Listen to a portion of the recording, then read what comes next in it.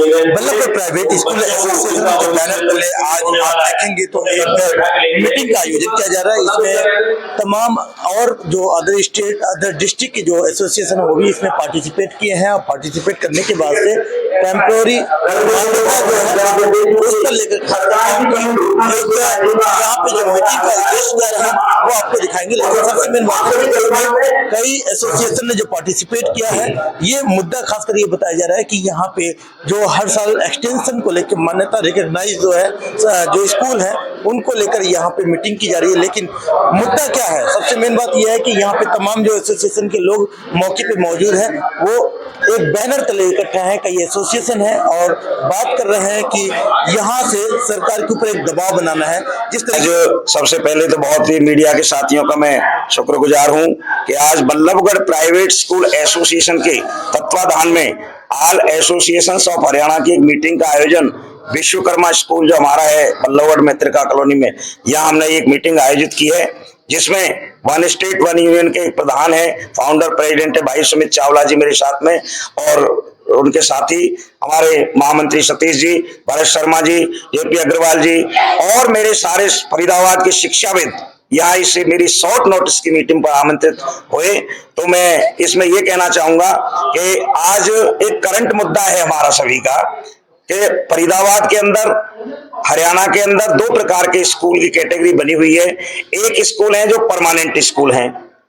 जिनको स्थायी मान्यता सरकार की तरफ से मिली हुई है। दूसरे स्कूल ये हैं कि जो कुछ स्कूल अस्थायी मान्यता है जो पुरानी 2003 की नियमावली थी उससे वो स्कूल चले आ रहे हैं, जिन्हें सरकार एक एक साल के लिए एक्सटेंड करती आ रही है। तो आज उन्हीं के मुद्दे पर हमने सब भाइयों का विचार लिया है। जितने भी हमारे जितने स्कूल संचालक से, चाहे वो होडल से आए, चाहे रोहतक से आए, चाहे फरीदाबाद से, उन्होंने सबने अपना विचार हमें दिया है और सबका एक ही मत है कि जो हम हर साल एक साल के लिए मांग करते हैं सरकार से, आज उसमें हमने संशोधन किया है कि हम एक्सटेंशन तो इस साल चाहेंगे ही, लेकिन हम चाहेंगे कि ये सारा संकट एक बार खत्म होना चाहिए कि जब 23 साल से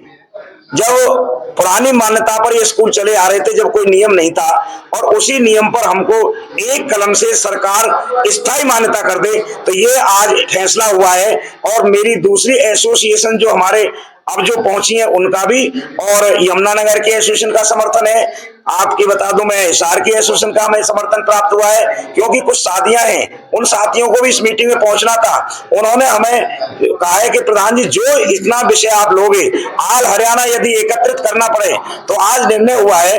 और सभी ने ये राय दी है कि हम एक हफ्ते के अंदर यानी मंडे से और अगले हफ्ते के अंदर अपने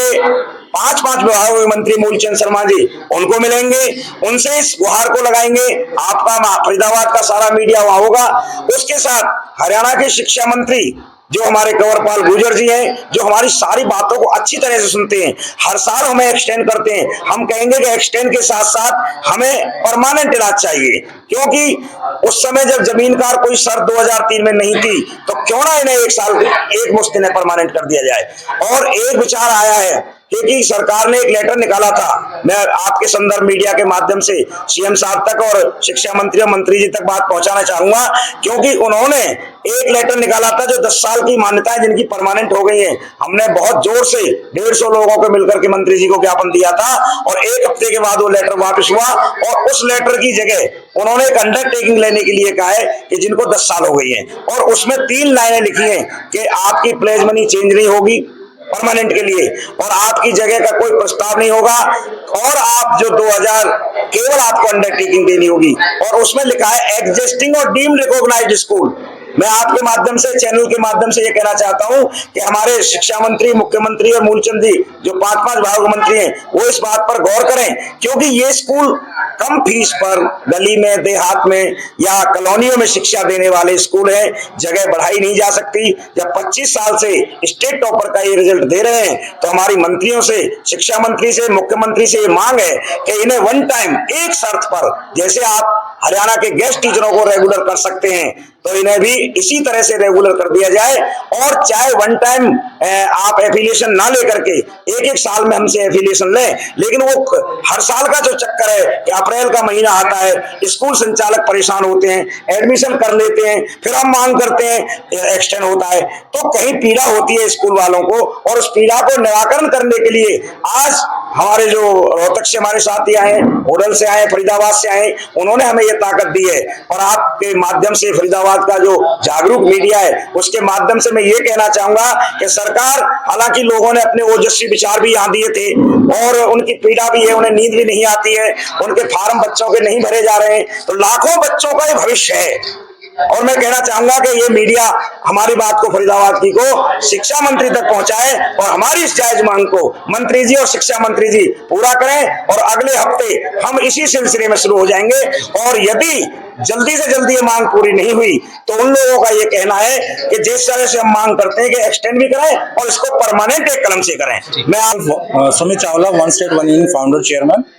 आज बल्लभगढ़ प्राइवेट स्कूल एसोसिएशन की मीटिंग के अंदर हम लोग आए हैं और यहाँ